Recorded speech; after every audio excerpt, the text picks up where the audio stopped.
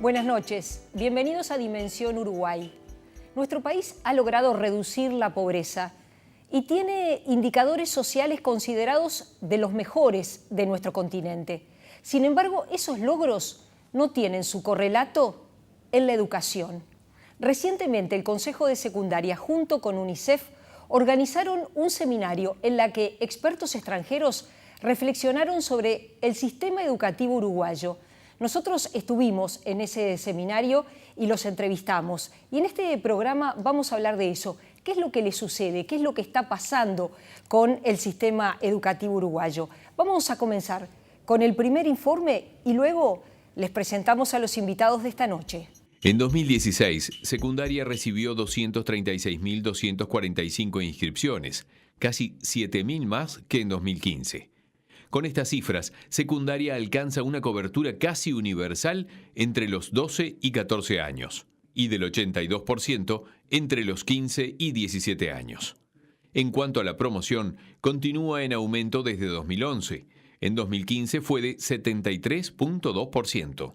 Matemática es la materia con menor porcentaje de calificaciones suficientes al finalizar el año. Lo siguen física, química y ciencias físicas. En otro extremo, educación sonora y musical, informática y educación física son las que tienen mayor aprobación.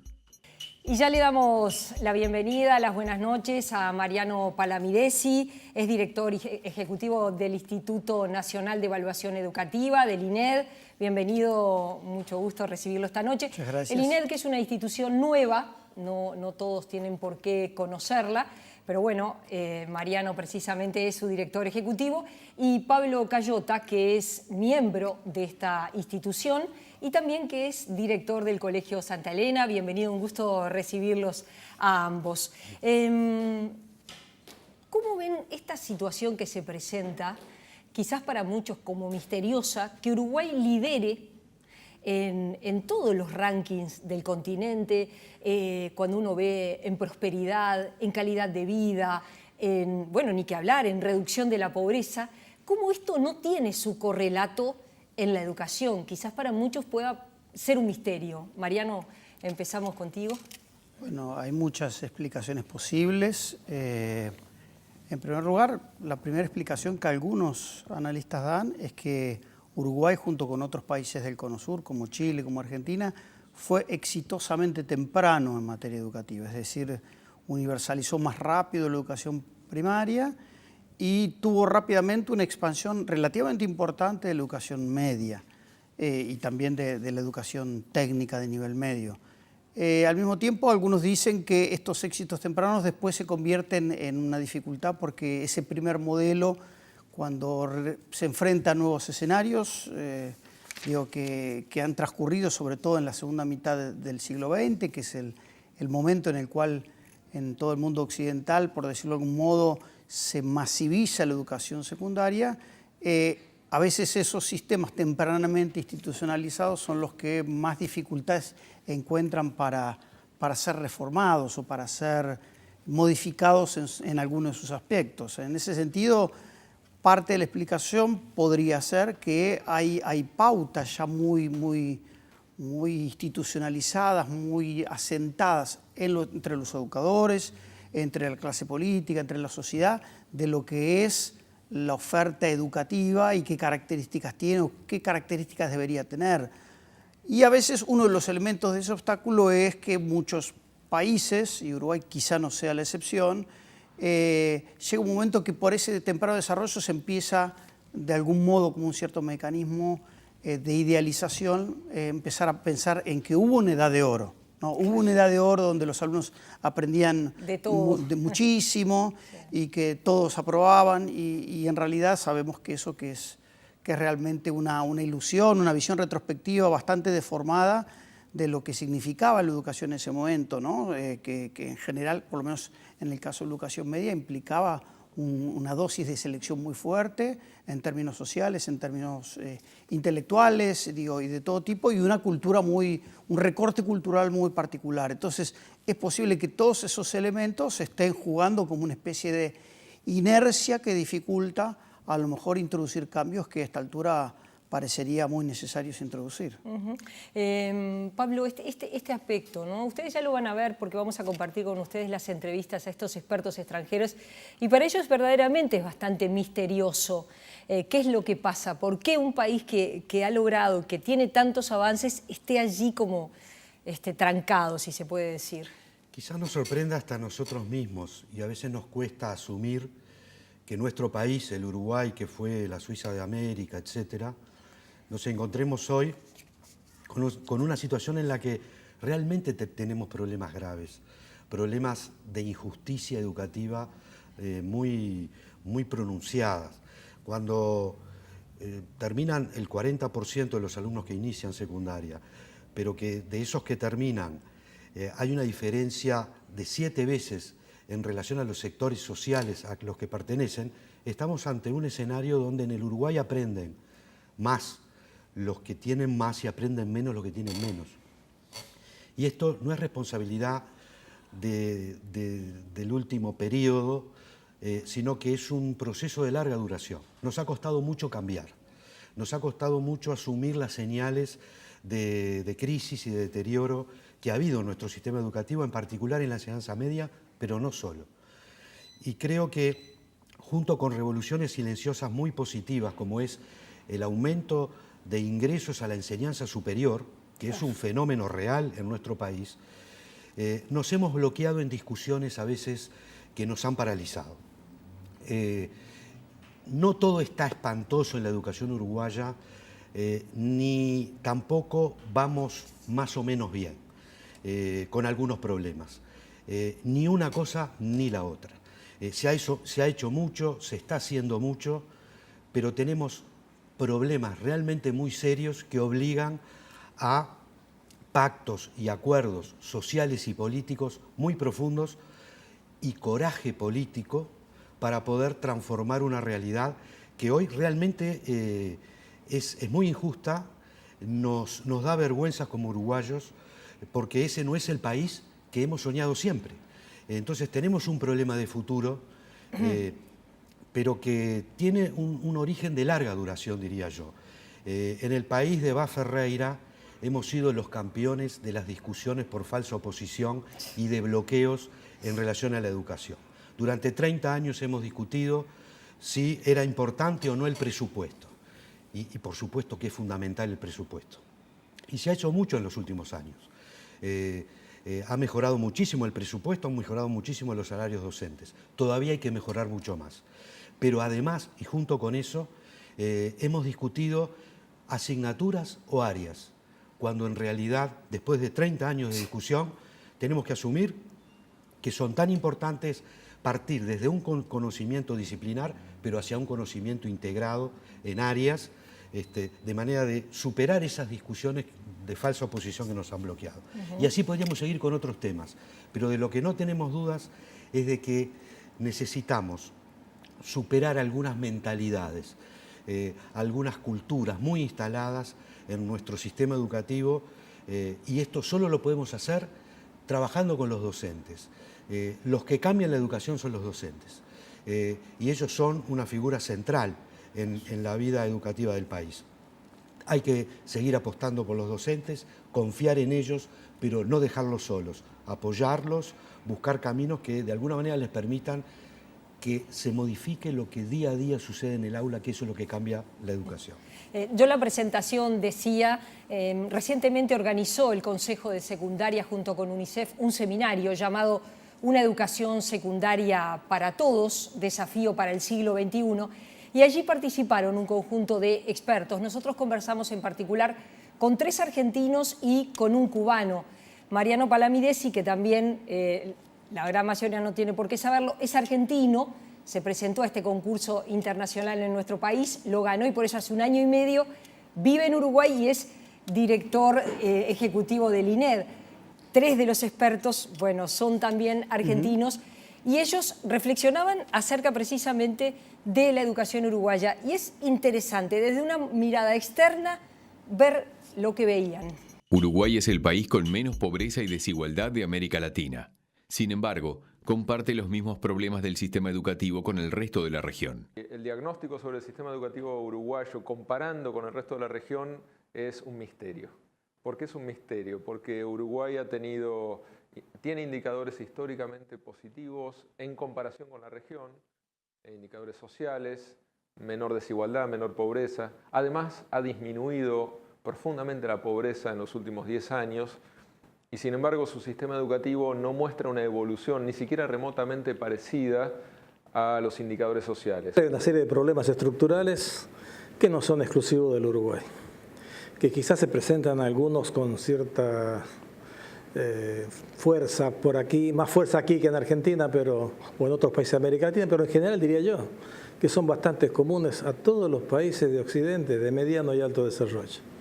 Tenemos un problema con la escolarización de los adolescentes por una serie de factores sociales, porque no hay nada de lo que pasa en la sociedad que no se sienta en la escuela. Hay una preocupación compartida entre todos acerca de los logros tanto en aprendizajes como en completar esta escuela secundaria media, en el caso es el nombre que usan aquí, que lo ponemos como derecho de todos los jóvenes, de todas las personas, y la verdad que no lo estamos pudiendo lograr. En Uruguay, en Argentina y en varios países de la región todavía es un desafío. El abandono del sistema es el problema más grave, más que los resultados académicos en pruebas internacionales, que sí están por encima de la media regional.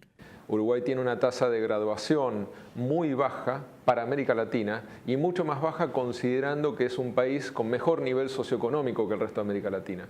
Con lo cual es una posición especialmente crítica, aunque hay que decir, el nivel educativo de Uruguay, por lo menos en las pruebas PISA para secundario, en las pruebas de la UNESCO para nivel primario, es más alto que el de la media de América Latina. Y la verdad que le estamos cerrando las puertas a demasiados adolescentes, a demasiados jóvenes, y esa es la expresión más dramática del fracaso escolar. No del fracaso del escolar, sino del fracaso del sistema escolar. Según los expertos, muchos de estos problemas tienen raíces directamente en los orígenes de un sistema que tiene dificultades de actualización. Este nivel, que tiene su historia, en su origen tenía un sentido distinto al que se le quiere dar hoy. En el origen era un sistema selectivo, era para pocos, no era para muchos. Incluso en Argentina, no sé si en Uruguay, pero hubo una época, en mi juventud, en que el sistema, para ingresar a la secundaria, había que hacer examen de ingreso, incluso. Porque el sentido que tenía era formar las élites políticas, las élites económicas. Nació con un requisito de muchísimo nivel, muchísimo rigor académico, para decirlo de alguna manera, y eso fue más difícil de modificar con el tiempo. Otros países han logrado mayores adaptaciones y yo creo que en la cultura profesional de los docentes uruguayos, especialmente en el nivel secundario, hay todavía un cierto anhelo, una nostalgia de un nivel educativo al cual tienen que llegar los alumnos. La buena noticia y la mala noticia que no es un producto de nuestros genes, es un producto de lo que estamos pudiendo hacer en el plano cultural, en el plano pedagógico. Entonces, bueno, hace muchos años dicen que fue Ortega y Gasset Argentina y nos dijo argentinos a las cosas, y bueno, por ahora sería pedagogos a las cosas. En ese sentido, la evolución en el conocimiento de otras áreas también cambia la concepción que teníamos sobre ciertos aspectos del sistema educativo y su funcionamiento. En el caso de la neurociencia, estudios recientes descubrieron que el desarrollo del cerebro en la pubertad es tan importante como el que sucede en los niños entre 0 y 5 años. Funciones ejecutivas del pensamiento abstracto se desarrollan y desencadenan en ese momento, y entonces los adolescentes, los pubres y adolescentes, comienzan a poder planificar, organizarse, anticipar, evaluar riesgos, gestionar el trabajo con otros de una manera cooperativa particular. Empiezan a hacerlo en la pubertad. Da la casualidad que en ese momento que ese proceso es incipiente, los llevamos a una escuela secundaria con una cantidad de asignaturas, un ritmo, una presión que muchos adolescentes no pueden gestionar. Bueno, allí estaban algunas opiniones de algunos de los expertos, algunas de las opiniones, ¿no? Ella decía esta cantidad de asignaturas que los adolescentes no pueden gestionar. ¿Ustedes comparten esta idea, por ejemplo, de tantas de las que se manejaron? Sí, en general creo que hay una convicción en general en los analistas de materia educativa que hay que tratar sobre todo, y se está hablando básicamente de la educación media básica, de que la educación media básica sea un puente entre la cultura de la educación primaria y la forma de organización del conocimiento y de la experiencia en la educación primaria, y lo que sería una introducción más especializada o hacia orientaciones de conocimiento más propias de la educación media superior. Ahí en general los países que han hecho las llamadas reformas más comprensivas, lo que han tratado es de desespecializar un poco la educación secundaria básica, tratando de que sea una preparación en la autonomía, en la capacidad de estudiar, en la capacidad de emprender, y en ese sentido preparatoria lo que después va a ser una orientación a lo mejor un poco más especializada o un poco más abstracta, más propia de una educación media superior, que sería en todo caso también no solo preparatoria para los estudios superiores, sino también para desempeños en la vida adulta o la continuidad de otro tipo de actividades. Seguramente mucha gente se pregunta, bueno, ¿cómo gestar cambios sustentables? Los problemas, bueno, se dicen rápidamente, la deserción, la repetición, pero ¿cómo gestar cambios que sean sustentables? Sobre esto puede haber más de una opinión, y seguramente en la literatura sobre el cambio educativo podemos encontrar más de una opción. Parece difícil por el volumen de problemas que tenemos y esta convivencia de paradigmas en la cotidianidad del sistema educativo. Es decir, en la enseñanza media hay quienes creen que es un medio para llegar a la universidad. Así fue fundada. Desde la ley del 2008, la educación es un derecho en el Uruguay. Y decir que la educación media es un derecho es muy fuerte. Tiene un impacto muy importante porque significa que todos los niños y adolescentes pueden aprender y pueden transitar por ella. Entonces, antes que nada hay que hacer un cambio de mentalidad, hay que producir un cambio de creencias, en el sentido de que todo niño, todo adolescente, sea de donde sea, tenga los talentos que tenga, tiene derecho a transcurrir por el sistema educativo y completar la enseñanza media. Obviamente eso nos obliga a decir, si hay fracaso, si hay abandono, el problema no está en los niños, ni está en los adolescentes, el problema está en nosotros. Sí, lo decía una de las expertas, ¿verdad? El fracaso no es de los estudiantes, sino del sistema, ¿no? Exactamente, entonces poner, es de una responsabilidad muy grande asumir que el problema no está en la sociedad, ni está en los niños y los adolescentes, el problema está en el propio sistema educativo. Y eso es lo que nos ha costado asumir, que debemos hacer cambios y debemos hacer transformaciones que, en mi opinión, han de ser sistémicas. Es muy difícil cambiar solo una cosa. Claro, cuando es sistémica, es decir, el cambio tiene que ser en su globalidad. Multidimensional, es decir, tenemos que hacer cambios en el currículum, tenemos que hacer un currículum más flexible, más hospitalario, más interesante, tenemos que hacer cambios en el sistema de evaluación, tenemos que hacer cambios en los perfiles de egreso, que en eso se está trabajando, tenemos que hacer cambios en la estructura de la dirección y de la inspección a nivel del sistema educativo, en los mandos medios, tenemos que hacer cambios en lo que es el lugar del centro educativo en la estructura del sistema y sobre todo tenemos que recrear la profesión docente. Y esa recreación de la profesión docente no la va a hacer un genio en un escritorio. Es un proceso complejo, de largo tiempo, pero que implica que el docente pueda dar clase en su centro educativo, pueda trabajar con sus colegas, pueda atender de manera personalizada a sus alumnos y pueda formarse en ese mismo centro, en realidad, en función de las necesidades que tenga. Vamos a hacer una pausa y después vamos a estar compartiendo otras opiniones y acerca de lo que decías. Uno de los expertos contaba que en Argentina se hizo una encuesta y allí salió que en realidad un porcentaje muy alto de docentes en realidad preferirían estar fuera del aula. Y eso también, evidentemente, es un problema, ¿no? Pero vamos a hacer una pausa y seguimos conversando.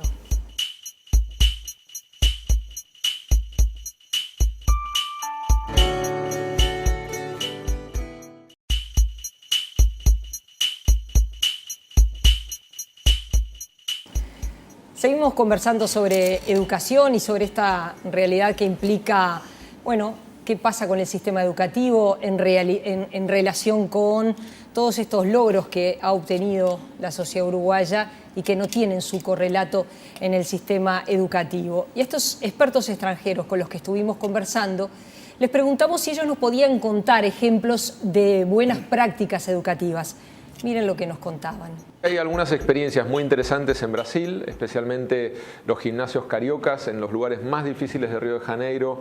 Crearon modelos de escuelas secundarias que son de tiempo completo, que generan proyectos con la comunidad, que generan lo que ellos llaman proyecto de vida, que usan mucho la tecnología. Aún en los barrios y en situaciones sociales más difíciles han logrado mejorar muchísimo la trayectoria de los alumnos, dejaron de abandonar, aumentaron los aprendizajes. Lo mismo encontramos en otros estados de Brasil, en Pernambuco, en Ceará. Hay experiencias más innovadoras con tecnología en Perú, las escuelas Innova, escuelas que trabajan mucho por proyectos con una plataforma digital muy novedosa.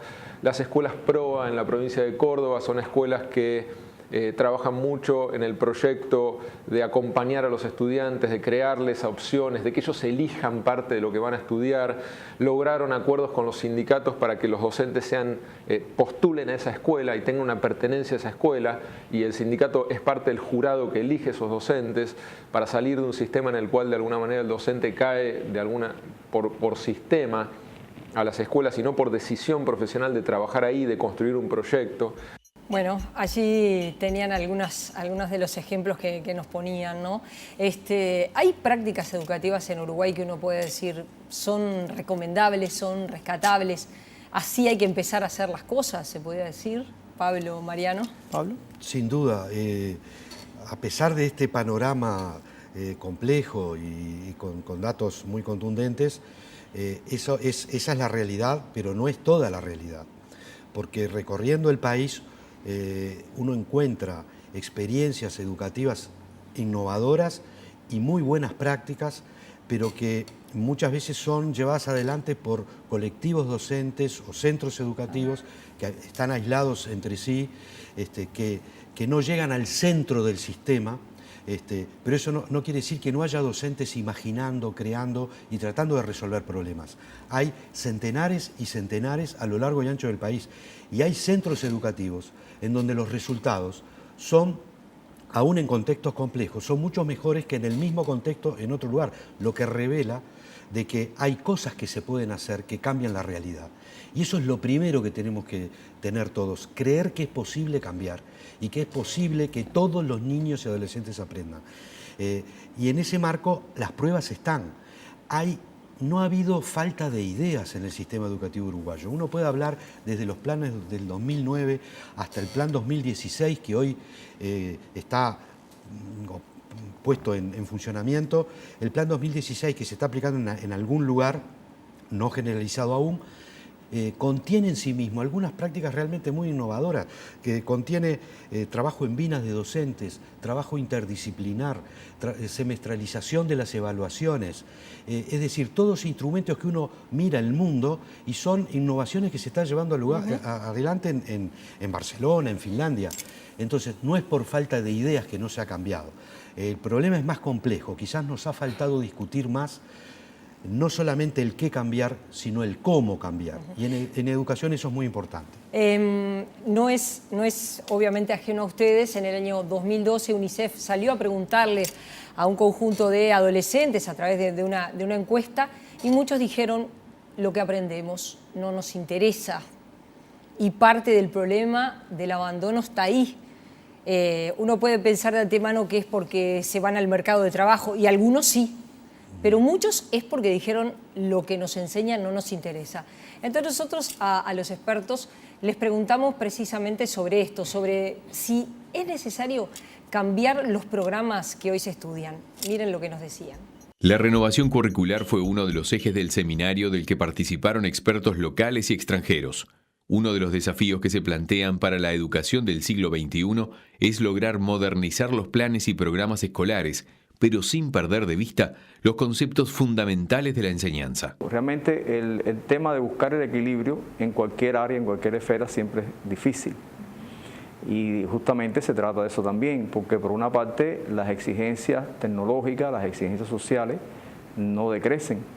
La humanidad requiere cada día más de un hombre bien preparado, técnicamente preparado, humanamente bien desarrollado, con altos valores humanos, y por tanto las exigencias están ahí. Hay que definir una serie de objetivos y metas específicas a la secundaria. La pregunta que nos tenemos que hacer como sociedad es la siguiente: ¿qué es lo que todo muchacho o muchacha tiene que llevar en su mochila, en su acervo de conocimientos al finalizar los estudios secundarios? ¿Qué es lo que tiene derecho a aprender y que puede aprender? Que hay muchos cambios en relación a la manera de apropiarse del conocimiento que todavía en el sistema educativo estamos renuentes a aceptar, nos cuesta mucho, nos da como incomodidad, insatisfacción pensar que dejar de ser este proveedor de conocimiento. Hay que trabajar a buscar ese punto de equilibrio donde justamente se flexibilicen los currículos y la implementación de esos currículos, pero al mismo tiempo no se pierda de vista de que hay exigencias, hay expectativas que la escuela debe cubrir y que por tanto no se pueden debilitar tanto que llegue un punto donde realmente baje el nivel de la calidad del egresado para los siguientes niveles educativos. Uno de los enfoques de la renovación curricular es dejar de lado la lógica enciclopédica y enfocarse en los conocimientos y habilidades fundamentales y aplicarlas de forma transversal en todas las materias. Lo hay que pensar más bien en términos de qué conocimientos, qué habilidades, qué competencias, cuáles son las fundamentales, qué es lo que sí o sí, digamos, un chico o una chica tiene que aprender. Yo siempre señalo una que es prioritaria: el desarrollo de las competencias expresivas, las capacidades comunicativas, en forma oral, en forma escrita, la capacidad de comprender mensajes orales, cabe expresarse de forma escrita, incluso expresarse a través de imágenes, que es muy importante, se puede expresar. Esto me parece que es fundamental. Esto y el cálculo son las dos grandes competencias. Hay un enfoque que en este momento es ocupa a muchos países del mundo, países que tienen muy buenos resultados, que tiene que ver con combinar el tratamiento de algunos contenidos significativos para cada una de las disciplinas, significativos, nucleares realmente de cada una de las disciplinas, con el enfoque transversal de desarrollo de capacidades básicas de aprendizaje. De todos modos, según la pedagoga Irene Kitt, esta modificación no implica cambiar totalmente los programas actuales, sino adaptarlos para lograr mejores resultados. Mi opinión personal es que las reformas curriculares a veces comienzan a derivar, y es el gran riesgo, en reemplazar una acumulación de contenidos por otra.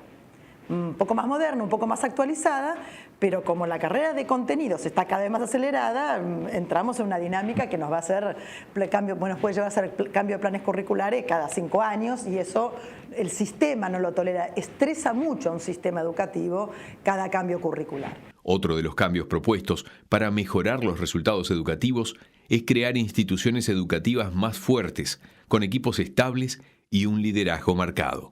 Es un principio básico que hay que construir la unidad escuela. La unidad escuela se construye cuando hay continuidad de los equipos, cuando hay un equipo directivo sólido, que tiene pertenencia, que tiene proyecto, cuando hay un plan de trabajo, un diagnóstico, una autoevaluación, sinceridad en hablar sobre lo que pasa, en proyectar. Si no está eso, es muy difícil hacer cualquier otra cosa. Yo tengo docentes genios, pero lo mando a trabajar a una institución donde ni siquiera hay un baño, que hay que tirar el agua con un balde, que te morís de frío en invierno, te morís de calor en verano, donde no tenés ni tiza ni pizarrón. No hay conducción, no hay división del trabajo, la grilla horaria no es la adecuada. O sea, necesitamos fortalecer las instituciones, enriquecer las instituciones, la dimensión institucional de la escuela, y al mismo tiempo fortalecer y enriquecer las capacidades de los docentes. Bueno, allí tenían. Mariano, ¿coincidís que sería muy importante esto de fortalecer la enseñanza de cálculo, de matemática y a la vez también de lengua, que es algo de todo lo que plantean los expertos? Sí, yo creo que es algo que atraviesa el conjunto del sistema educativo, desde la educación inicial hasta el posgrado universitario, digamos. Son dos competencias fundamentales. Es cierto que acá hay una tensión entre trabajar un nivel de capacidad o una capacidad, y lo central es graduarla a lo largo del tiempo. Es decir, bueno, ¿qué esperamos que un niño a terminar sexto de primaria o tercero de media o sexto de media sea capaz de hacer? Y por lo tanto, ¿qué tipo de oportunidades de aprendizaje o de desarrollo de esas capacidades debe tener la escuela?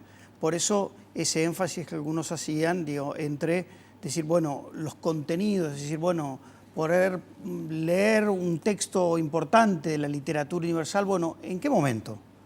¿Y por qué ese encuentro con ese texto es relevante para el desarrollo de mis capacidades de analizar un mensaje o de producir un nuevo mensaje o de modificar ese mensaje o de recrear ese mensaje? Yo creo que gran parte de lo que necesita el sistema educativo es repensar no solo qué es lo básico, y yo creo que ahí Emilio Tenti hizo un señalamiento muy fuerte, decir, bueno, estas son las cosas fundamentales porque el resto se puede aprender o solo o en otros contextos. Hay aprendizajes que demoran muchos años.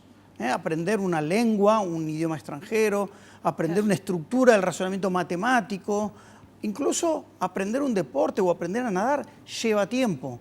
Aprender a usar una computadora a veces desde el punto de vista operativo se hace solo, no lleva mucho, digamos, y aprender algunas cosas es muy sencillo si uno tiene una estructura de capacidades y de comprensiones y de disposiciones para realizar esos aprendizajes que se pueden realizar de manera autónoma. Ahí un poco no hay que confundir qué es lo que cabe en un sistema educativo, que son aprendizajes de mediano plazo, más trabajosos, que necesitan una buena secuencia, que necesitan una cierta sistemática, una cierta progresión, de otro tipo de aprendizaje que efectivamente se aprenden en la vida. Pero, bueno, confrontarse con un gran ejemplo de literatura no se aprende, digamos, en un fin de semana. Ellos hablaban de la importancia de crear equipos en los centros de estudios que tengan permanencia y que no cambien todos los años. Incluso contaba, ¿no? Decir, la escuela, la comunidad, el intercambio como algo fundamental. Eso en el Uruguay es complicado porque acá se cambian mucho los equipos. Es cierto, es uno de los problemas que tenemos. No es posible educar ni tener buenos resultados en un centro educativo si hay una suma de individuos que trabajan cada uno en su línea y en su proyecto. Es esencial tener un proyecto colectivo. La profesión docente es una profesión que tiene una dimensión individual, pero tiene una profesión colectiva. Educan mejor los buenos centros educativos. Fulan lo mencionaba, de que no basta con tener excelentes docentes en un centro aislados, sino cuando hay muy buenos equipos, eso impacta de una manera más potente en los resultados educativos. Pero además tenemos que tener directores que sean verdaderos líderes pedagógicos del centro educativo, verdaderos articuladores de los distintos actores, de los docentes, de las familias, de los estudiantes, y debe tener habilidades socioemocionales, además de capacidades de liderazgo pedagógico, porque hay que articular actores que están un poco desencontrados en estos tiempos. Por tanto, es muy importante fortalecer el centro educativo. Y en el fortalecimiento del centro educativo yo siempre prefiero tener buenos docentes con malos programas que al revés. No se trata de generar una falsa oposición, pero con un buen docente, aún con un mal programa, es posible generar propuestas de aprendizaje. También conversamos de esto de la autonomía de los centros de estudios. Ampliar la autonomía tiene muchos riesgos. Me parece más importante pensar cómo un sistema podría generar cambios sustentables, cambios que requieren quizás algunos modelos concretos, algunas escuelas que puedan empezar y avanzar más rápido, avanzar sobre todo en una dirección que puedan transitar. Yo creo que la autonomía no hay que entenderla ni como hacer lo que quieras, ni arreglátela solo, ¿no? O sea, justamente hay un margen que ninguno de estos dos extremos, ni es estar todo, porque no sería un sistema, si efectivamente cada liceo hace absolutamente lo que fuera, sería difícil hablar de sistema. Pero digamos, uno puede decir, mira, la escuela no está solamente para enseñar a leer y escribir con competencia, ¿no? Pero si no enseña a leer y escribir con competencia, no podemos decir que sea una escuela. Bueno, ¿coinciden con lo que planteaba? Sí. Digo, a ver, me parece que la discusión sobre la autonomía, me parece importante volver sobre las palabras de Pablo, digamos. Efectivamente, lo que hay que crear son condiciones para que haya una acumulación de capacidades y una articulación, una argamasa, un armado humano, porque un centro educativo que funciona es eso, es una trama humana que de algún modo tiene una dirección, tiene un sentido, tiene un estilo, que pueda tener variaciones, porque cada docente pueda tener énfasis distinto, pero que tiene que haber de algún modo elementos de filosofía de trabajo que se van armando con el tiempo. La dimensión temporal es fundamental. El gran problema que hay en el caso de la educación media Uruguay es que el problema de la elección de horas ha llevado un mecanismo por el cual es muy difícil articular esos hilos, muchas veces que son invisibles, que hacen un equipo. ¿Cómo se explica que un estudiante que completó la escuela, que completó el liceo, cuando hace una prueba, la prueba PISA, la prueba internacional, la prueba que ustedes quieran, demuestra no poder comprender un texto de mediana complejidad? Cuando tiene todos esos años de escolaridad.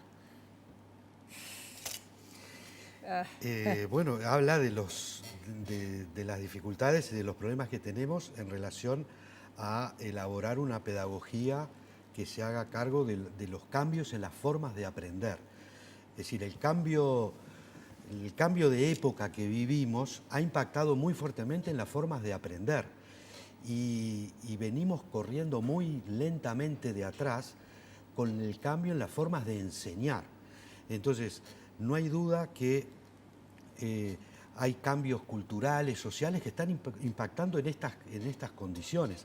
A veces se dice muy fácilmente que Finlandia tiene muy buenos resultados del sistema educativo, y es verdad, pero hay que ver que allí hay una sociedad que es en principio lectora desde que los niños nacen, leen en todos los ámbitos. Entonces hay que ver cómo nuestra sociedad también ha perdido algunos elementos que también educan, que también enseñan. Y esto no es desresponsabilizar a los docentes. Yo digo, los docentes no son culpables de los problemas que tiene el sistema educativo, pero sí somos responsables de que los niños y jóvenes aprendan. Porque si nos desresponsabilizamos a ese punto, como algunos quieren hacer, estamos diciendo que la profesión docente no es relevante y no es importante. Y yo creo que la profesión docente en el Uruguay tiene mucho para hacer, es muy relevante y por eso hay que recrearla. Hay que no solamente darle la posibilidad de permanecer en un centro educativo, sino que cuando el docente vaya al centro educativo tenga tiempo para trabajar con sus colegas, tenga tiempo para otras cosas. No los quiero despedir sin dos temas, que se nos fue el tiempo. Uno es, si ustedes creen que... ¿Cuánto pesa el presupuesto? ¿No? Porque mucho se dice, bueno, pero el presupuesto se incrementó, no se ven los resultados. Hay quienes cuestionan que algo así como un 4,5 al cabo de 10 años rinda como para hacer las transformaciones que se quieran. Y el otro fenómeno es, hablamos de la deserción y no hablamos de la repetición, otro de los problemas que se tienen. Mariano. El presupuesto ha aumentado mucho, pero aún este país no invierte lo suficiente. Nosotros estamos por publicar, el Instituto de Evaluación, el informe sobre el estado de la educación de 2016, que se va a publicar en marzo del 2017, y una de las conclusiones claras es que ha crecido, pero venía de una inversión muy baja de comienzos de los años 2000 y necesita seguir creciendo porque la inversión educativa en Uruguay, comparativamente con la región, es baja. Ahora, es cierto que también hay que saber aplicarla bien y entonces hay que ver dónde está la prioridad porque el sistema educativo está también atravesando los cambios de la demografía del Uruguay. Cada vez están viniendo menos niños. Fenómeno comportamiento demográfico maduro, como lo queramos llamar. El hecho es que va a empezar a bajar la cantidad de niños que hay que atender, pero eso implica que con los recursos que tenemos, más los que deberíamos incrementar, deberíamos tener una ecuación de costos mucho mejor si lo sabemos hacer. ¿Esto qué quiere decir? Al mismo tiempo hay que hacer cosas para que una mayor inversión redunde potencialmente en políticas de mayor calidad. Esto quiere decir, no basta solamente, por ejemplo, aumentar salarios docentes. También hay que pensar en las condiciones de trabajo, hay que pensar en el lugar de trabajo, hay que pensar en la estructura del cargo, hay que pensar en cómo se les da incentivo para que ellos quieran seguir estudiando y quieran seguir formándose. Entonces, eso también es no solo la cantidad, sino el modo en que se invierte. ¿Repetición como problema? En primer lugar, deberíamos tratar de superar la falsa oposición, repetición sí, repetición no. De lo que se trata es de cómo mejoramos la calidad de los aprendizajes. Lo que ha quedado demostrado en nuestro país y en otros lugares del mundo también es que la repetición como práctica pedagógica para elevar la calidad ha fracasado rotundamente. Egresan de primaria en diciembre el 98% de los niños. En febrero del año siguiente, en secundaria, en primero de liceo, repite casi el 30%. Algo en ese puente roto está mal dentro del sistema educativo. No es responsabilidad de esos niños. Pero esa práctica de repetición Quiere ha decir quedado... que el tránsito educativo entre primaria y secundaria, ahí hay un problema severo, porque por algo egresan, pero cuando llegan a primer año de liceo repite el 30%. Exacto. Hay problemas en primaria y hay problemas en secundaria. Entonces, el tema no es la repetición. El tema es qué hacemos para acompañar las trayectorias de los niños y jóvenes. A ver, cuando tú decís, para entender, cuando tú decís la repetición no es la solución, es decir, un estudiante repite primer año de liceo y cuando va a segundo vos decís que está con las mismas dificultades. Cuando llega a segundo año después de haber repetido primero. Los hechos así lo demuestran. Si la repetición hubiera sido una práctica pedagógica para garantizar la calidad, no tendríamos los índices de deserción, de abandono y la ubicación de los resultados en las pruebas internacionales que tenemos. Es decir, que a todas luces la práctica de la repetición no ha sido eficaz. ¿Quiere decir que hay que promover la promoción automática? No, porque no se trata de bajar la calidad ni la exigencia. De lo que se trata es de generar nuevas estrategias alternativas a la repetición que garanticen el derecho de todos los niños y jóvenes a tener aprendizajes de calidad. La repetición no lo ha garantizado. La pregunta ahí es cuando uno ve a un alumno, lo que llama en riesgo, sistemas de alerta temprana, se hablan en todo el mundo. Es decir, cuando un alumno empieza a tener problemas, obviamente no pasó, cuando ya llega primero de media, ese alumno dio señales antes de dificultades para escribir, dificultades para leer, para comprender, para muchas cosas. Ahora, la pregunta no es, porque no es si debe repetir o no, la pregunta es qué hizo el sistema antes, cuando teníamos la información o teníamos el dato de que estaba débil en algunos aprendizajes. Es qué protocolos, qué ayudas, qué sistematización, qué tiempos, qué apoyos se dispusieron para que este alumno pudiera efectivamente cumplir con sus aprendizajes mínimos y seguir avanzando de acorde con su edad. Porque de algún modo tenemos que pensar que tenemos que diseñar un sistema donde efectivamente todos pueden aprender y todos pueden avanzar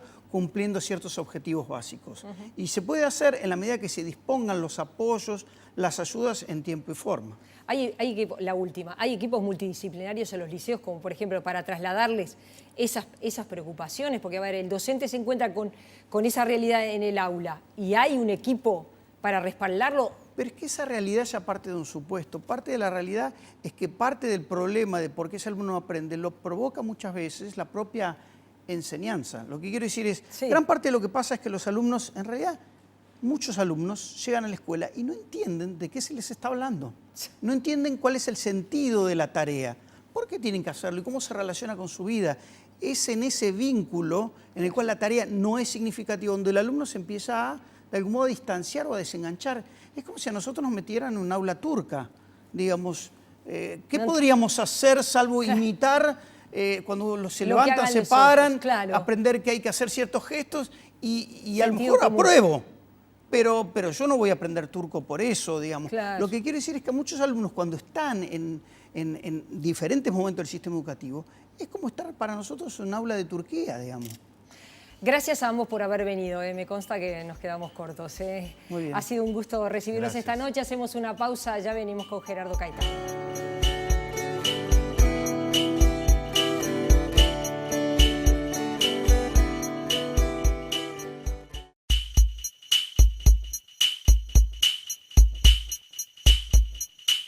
Y le damos las buenas noches al historiador, analista político Gerardo Caetano. ¿Cómo andás, Gerardo? ¿Qué tal? ¿Cómo estás? Bueno, estábamos hablando... El disparador ha sido este seminario muy interesante que decíamos organizó Secundaria y UNICEF sobre la educación secundaria para todos como desafío en este siglo XXI, donde escuchábamos diferentes expertos extranjeros y también aquí a Mariano Palamidés y a Pablo Cayota reflexionar acerca de esto que nos pasa en el Uruguay, son las dificultades en la educación y cómo en otras áreas sociales el país ha logrado progresar lo que en educación no consigue.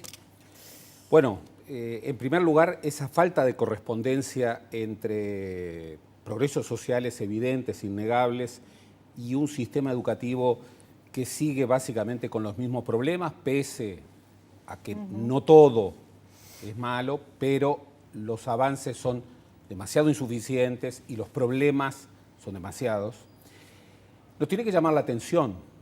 El otro día escuchaba a la secretaria general iberoamericana, Rebecca Greenspan, que decía que planteaba un desafío gigantesco. Tú piensas que el 50% de los trabajos de hoy, en el 2030 van a estar automatizados. Y que el 70% de los oficios, de los lugares de trabajo del 2030, todavía no los conocemos. Entonces es un sistema educativo. ¿Educar para qué mundo? Claro, del mismo modo, porque... Pero para empezar, no para el mundo del 1900. Claro, pero de inmediato está la crítica. No, pero la educación no es solamente preparar para el mercado de trabajo. Ciertamente, no solamente somos lo que hacemos, también somos ciudadanos. Bueno, advirtamos la transformación profunda de las democracias, advirtamos el desafío que significa lo que estamos viendo con ciudadanías en transformación, con liderazgos de opinión pública que plantean fenómenos profundamente regresivos. También allí tenemos un gran desafío, tanto para preparar para el mercado de trabajo nuevo, en transformación radical, como para preparar nuevos ciudadanos. Tenemos un sistema educativo que debiera estar en transformación absoluta. Yo soy de los que creen que el problema no es de libreto, ni es de falta de recursos técnicos.